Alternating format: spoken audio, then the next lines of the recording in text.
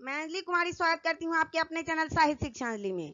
आज मैं वर्ग 9 का जो पाठ्य पुस्तक है संस्कृत, उसका चैप्टर 8 पाठ 8 है नीति पदानी, उसको पूरे पाठ का व्याख्या और अनुवाद के साथ पढ़ाने जा रही हूँ। तो चलिए चलते हैं पाठ की तरफ। संस्कृत भाषायां नीति विषयकं विपुलं साहित्यं वर्तते। अब देखिए, जो बड़े बड़े शब्द हैं उसको अलग अलग करके भी पढ़ना सीखेंगे। अब संस्कृत भाषायां, यह शब्द जो है सो अनेकों बार आ चुका है। तो संस्कृत भाषायां का क्या होगा? संस्कृत भाषा में नीति विषयकं, नीति विषय का, विपुलं का अर्थ होता है विशाल, और साहित्यं वर्तते, जब इसको साहित्यं का अर्थ होगा साहित्य, और वर्तते का अर्थ होगा वर्तमान है। तो अब सबको एक साथ पढ़ेंगे कि संस्कृत भाषायां नीति विषयकं विपुलं साहित्यं वर्तते। संस्कृत भाषा में जो है वह नीति विषय का विशाल साहित्य वर्तमान है, अभी भी है। ऐसा नहीं है कि पहले था अब नहीं है, अभी भी वर्तमान में है। और फिर आगे बताया जा रहा है कि सदाचारस्य, सदाचार की, सदाचार का कुछ भी होगा तो सदाचारस्य शिक्षा नीति, शिक्षा की नीति, मानवानां, मानवानां का क्या होगा? मनुष्यों को उन्नतान करोति, क्या करते हैं? मनुष्यों को नैतिक रूप में उन्नत करते हैं। अब देखिए कि आप कितना भी शिक्षा ग्रहण कर लीजिए, लेकिन अगर आपके अंदर नैतिक शिक्षा नहीं हो, सदाचार की शिक्षा नहीं हो, तो सारी शिक्षा बेकार है। सारी शिक्षा का कोई महत्व नहीं रह जाता।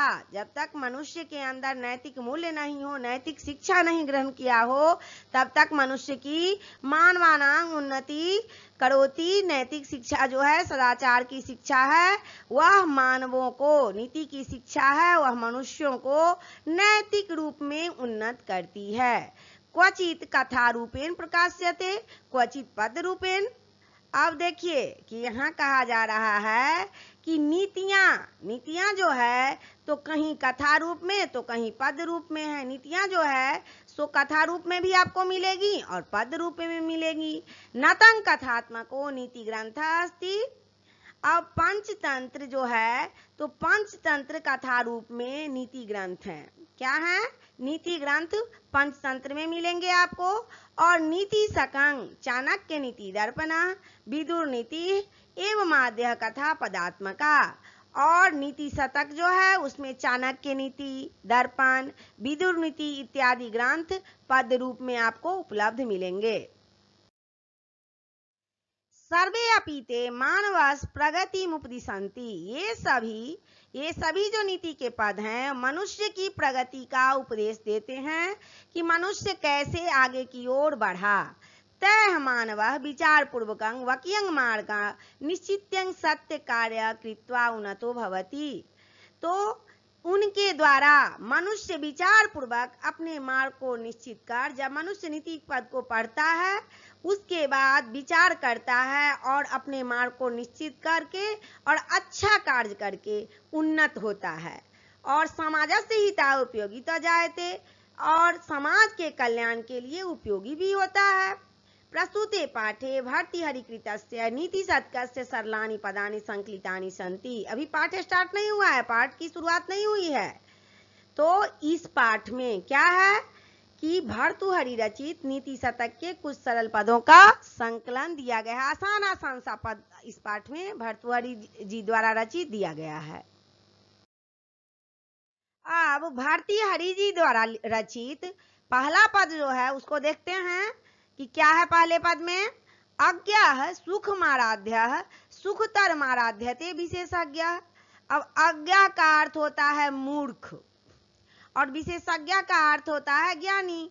तो अज्ञा सुखमाराध्य सुखतरमाराध्यते विशेषज्ञ। मूर्ख व्यक्ति को आसानी से समझाया जा सकता है। जो मूर्ख व्यक्ति होते हैं ना उसको बहुत इजीली आसानी से हम समझा सकते हैं। और जो ज्ञानी व्यक्ति है उसको भी हम समझा लेंगे, उसको भी समझाने में दिक्कत नहीं होती है। ज्ञानल बर्दु विदिग्धं ब्रह्मापि नरं न सजति। अब कह रहे हैं कि अल्पज्ञ ज्ञान के जानकार को, जिनको न कम ज्ञान हो न ज्यादा हो, अल्पज्ञ ज्ञान हो, बहुत कम ज्ञान हो, अहंकार से ग्रस्त होते हैं, उनमें ज्यादा अहंकार होता है और अहंकार से ग्रस्त होने के कारण आपकी बात मेरी बातों समझने को तैयार नहीं होते। और आपकी बात और मेरी बात क्या, आपकी बात मेरी बात को छोड़िए, वो परमपिता परमेश्वर जो है ब्रह्मा, उनकी भी बात को समझने के लिए तैयार नहीं है। अब देखिए कैसे कि एक मुहावरा है हिंदी में कि अध जल गगरी छलकत जाए। अब जब देखेंगे कि किसी घड़े में किसी लोटे में थोड़ा सा जल है, आधा जल है आधा पानी है, तो क्या होगा, ज्यादा छलकता है। लेकिन जब वह पूरा भरा हुआ होता है या कम होता है तो नहीं छलकता है। तो वही कहावत यहाँ पर प्रयोग की गई है। यहाँ पर बताया, उदाहरण के रूप में आप ले सकते हैं इसको कि अध जल गगरी छलकत जाए। अल्पज्ञ ज्ञान के जानकार जो व्यक्ति होते हैं वह अहंकार से ग्रस्त व्यक्ति होते हैं। वो किसी की नहीं सुनते, मेरी आपकी भी नहीं सुनते, और यहाँ तक कि उनको ब्रह्मा जी भी नहीं समझा सकते। यही बताया गया है इस पद के माध्यम से। और अगर व्याख्या करने के लिए कहा जाएगा, हिंदी अनुवाद तो हो गया इस पद का, अब व्याख्या करने के लिए कहा जाएगा तो व्याख्या किस तरह करेंगे, या प्रस्तुत जो थोड़ा सा बढ़ा चढ़ा करके बोलेंगे कि प्रस्तुत जो है पद जो है वह नीति पद में भर्तृहरि यह बताते हैं कि अल्प ज्ञान प्राप्त व्यक्ति को यह लगता है कि उसका जानना ही अंतिम है। वह जितना भी जानता है ना, उससे ज्यादा जानकारी उसे नहीं लेना है, उसकी जानकारी अंतिम जानकारी है, लेकिन जानकारी का कभी अंत नहीं होता। इस कारण वह क्या करता है, किसी बात को नहीं मानता। अब जो है, जो अल्प जानकार होते हैं वो अपनी ज्ञान को ही पूर्ण मानते हैं, इसीलिए वो दूसरी की बात को नहीं जानना चाहते हैं और कोई उसे समझा नहीं सकता, क्योंकि क्या होता है, वो अहंकार से पूर्ण होता है, अहंकार से ग्रस्त व्यक्ति होता है, इसीलिए उसको कोई नहीं समझा सकता। अब भर्तृहरि जी द्वारा दूसरा पद है कि एसांग न विद्या न तपो न दानंग न चापि शीलं न गुणो न धर्म ते मृत्युलोके भूविभार भूता और मनुष्य रूपेण मृगाश्चरन्ति। अब इसका हिंदी अनुवाद देखते हैं कि क्या होगा। जिन मनुष्यों के पास, जो मनुष्य के पास न विद्या न तपस्या न दान न सदाचरण न गुण और न ही धर्म है, धर्म भी नहीं है उनके पास, वे व्यक्ति, वे मनुष्य सही अर्थों में क्या हैं, पशु ही तो हैं। और मनुष्य के रूप में वो क्या करते हैं, भार स्वरूप होकर धरती पर मनुष्य के रूप में घूमते हैं। क्योंकि उनके पास क्यों घूमते हैं पशु के रूप में, क्योंकि पास न उनकी विद्या है, न तपस्या है, न दान है, न सदाचरण है, न ही गुण है और न ही धर्म है। तो क्या मनुष्य नहीं, मनुष्य के रूप में क्या है, पशु हैं, ऐसा कहते हैं भर्तृहरि जी दूसरे पद में।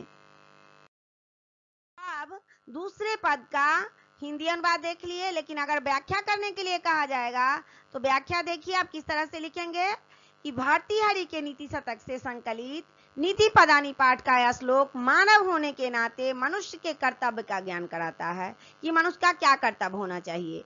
वस्तुतः विद्या तपस्या दान सदाचरण से ही व्यक्ति मनुष्य नहीं होकर पशु ही है, वह इस धरती पर भार स्वरूप है।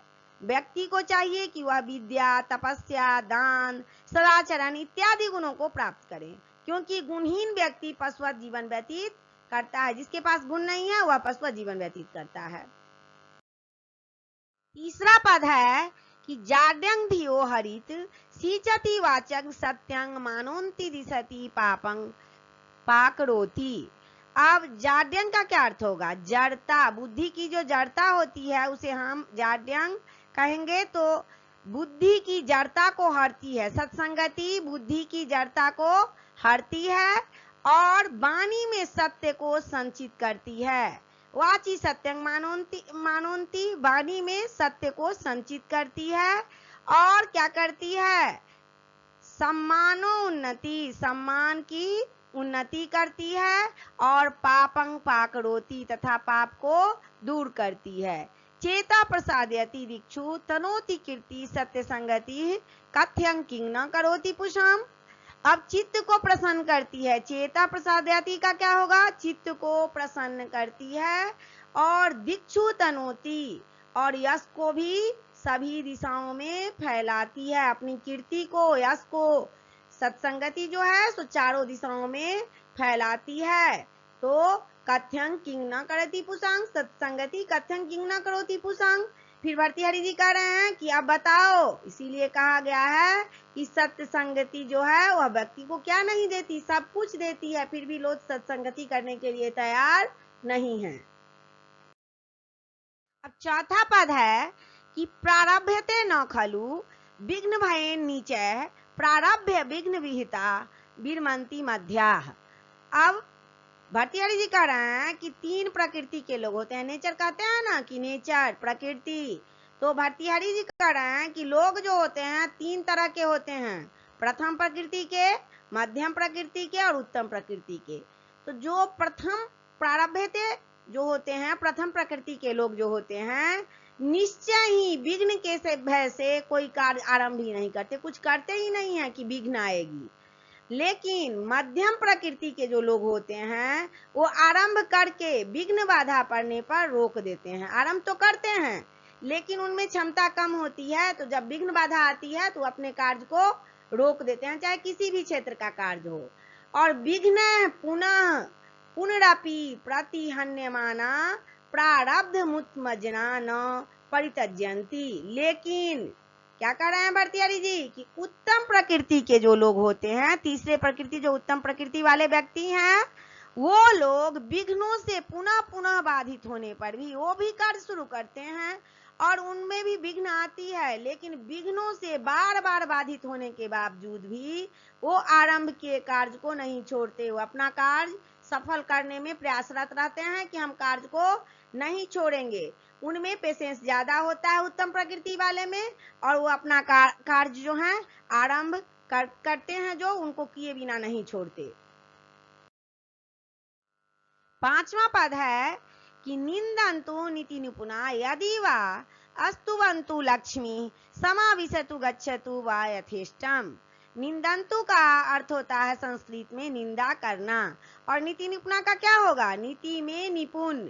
तो जो व्यक्ति नीति में निपुण है अर्थात ज्ञानी है, उसकी लोग चाहे निंदा करें या स्तुति करें, चाहे उसकी लोग बुराई करें या गुणगान करें, उसको कोई फर्क नहीं पड़ता। कैसे, जैसे धन की देवी जो लक्ष्मी जी हैं वो अपनी इच्छा अनुसार से आए और जाएं, उन पर कोई फर्क नहीं पड़ता। जैसे धन की देवी लक्ष्मी जी अपनी इच्छा से आती हैं और अपनी इच्छा से जाती हैं, उसी तरह जो क्या है निपुण व्यक्ति है उसकी लोग स्तुति करें या निंदा करें, उस पर कोई फर्क नहीं पड़ता। अधा व मरणामस्त यगांतरे व न्याय पथ प्रविचलन्ति परदं न धीरा। अब उसके बाद क्या कह रहे हैं कि उसकी मृत्यु, जो नीति से निपुण व्यक्ति हैं उनकी मृत्यु जो है आज हो या युगों के बाद हो। धैर्यशाली जो व्यक्ति होते हैं तीसरे श्रेणी के व्यक्ति, वे अपने मार्ग से कभी पीछे नहीं हटते, वे अपने मार्ग में कभी भी विफल नहीं होते, क्योंकि वह क्या है उत्तम प्रकृति के व्यक्ति हैं, ऐसा भर्तृहरि जी कह रहे हैं। अब छठा पद है कि विपदी धैर्य मथाभिद्ये क्षमा सदसी वाक्य पटुता युधि विक्रमः यशसी चाभिरुचि व्यसनं श्रुतौ प्रकृति सिद्धि मिदं ही महात्मनाम। अब विपदी का क्या होगा, कठिनाई। विपदी का होता है कठिनाई, तो कठिनाई में धैर्य धारण करना तथा उन्नति प्राप्त होने पर क्षमाशील होना, क्षमा सदसी क्षमाशील होना, और सभा में वाणी की कुशलता होना, और युद्ध में शौर्य यश कृति में रुचि और शास्त्रों के अध्ययन में आसक्ति। ये क्या होता है, महान लोगों के स्वाभाविक गुण होते हैं। आप भर्तृहरि जी महान लोग जो होते हैं, उत्तम प्रकृति के लोग जो होते हैं, उनके क्या गुण होते हैं इनको बता रहे हैं इस पद के माध्यम से। अब छठे पद जो है उसका व्याख्या करने के लिए कहा जाएगा, तो व्याख्या में क्या होता है बार बार मैं बता चुकी हूँ कि व्याख्या में थोड़ा सा बढ़ा चढ़ा करके आप लिख दीजिए या किनके द्वारा लिखा गया है, कहाँ से संकलित है। तो व्याख्या में छठे पद का व्याख्या देखते हैं। यह जो है तो भर्तृहरि जी के नीति शतक से संकलित नीति पदानी पाठ का यह महान लोगों के स्वाभाविक गुणों का बड़ा ही सुंदर चित्रण करता है। और महापुरुष जो हैं वो कठिनाइयों से घबराते नहीं हैं, वो कठिनाइयों से कभी नहीं घबराते, वे वाक्पटु होते हैं, उनकी वाणी में मिठास होती है, तथा युद्ध में पराक्रम प्रकट करते हैं। ऐसा कोई कार्य नहीं करते जिसे उनकी कीर्ति कलंकित हो जाए। वो बुरा काम कभी नहीं करते, अपनी कीर्ति को बचाए रखते हैं। तथा अध्ययन में उनकी आसक्ति होती है। अध्ययन पढ़ने में उनकी क्या होती है? बहुत सी रुचि होती है, उनको आसक्ति होती है। आसक्ति का अर्थ होता है इंटरेस्ट, रुचि। इस चैप्टर को मैंने पढ़ा दिया, और इससे पहले जो ये चैप्टर 8 था और 7 चैप्टर जो है उसको मैंने पढ़ा भी दिया और प्रश्नोत्तर भी करवा दिया। आप लोगों को कहीं कोई दिक्कत हो तो कमेंट बॉक्स में कमेंट करें और अपने दोस्तों में भी शेयर करें, ताकि उनको भी कुछ सहायता मिल पाए। तब तक के लिए जय हिंद, जय भारत।